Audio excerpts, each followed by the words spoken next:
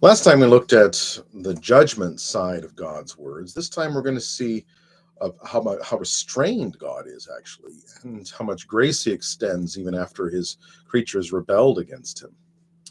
First off, when God said, "You shall surely die," He wasn't lying. There are two kinds of death. There's physical death of the body, but there's also the spiritual death of the soul.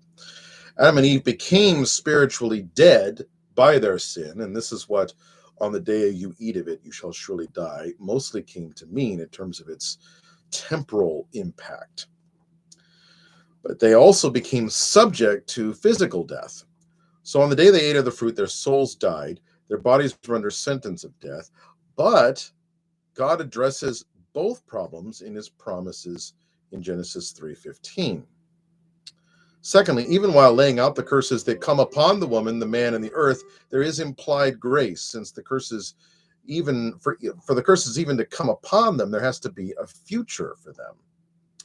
The curse upon the woman comes in the area of childbirth and in her relationship to her husband. Childbirth will be much more painful than it would have been otherwise. And the last part of verse 16 describes the so-called battle of the sexes that has been in place ever since the fall. Contrary to what some claim, the relationship of Adam and Eve was not egalitarian before the fall and patriarchal after the fall. And we know that because of the way Satan entices the woman.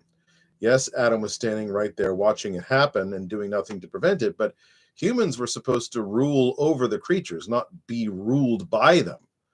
And Satan uses a creature to overturn the rule between humanity and the creatures, but he also uses it to overturn the headship of the man in the marriage.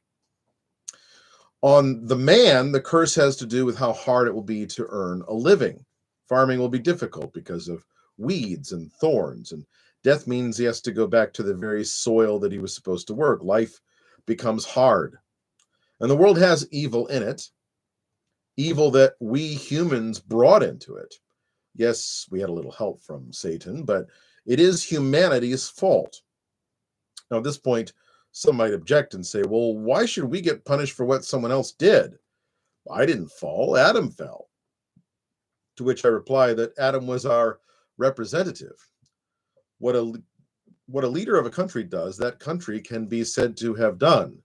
And we didn't do the righteous things that Jesus did either, but we get the credit for that when we put our faith in Him. So this principle of being represented by someone else isn't all bad in Scripture. In fact, it sets us up for one of the main benefits that we get in Jesus Christ, and that's the forgiveness of sins and justification by faith alone.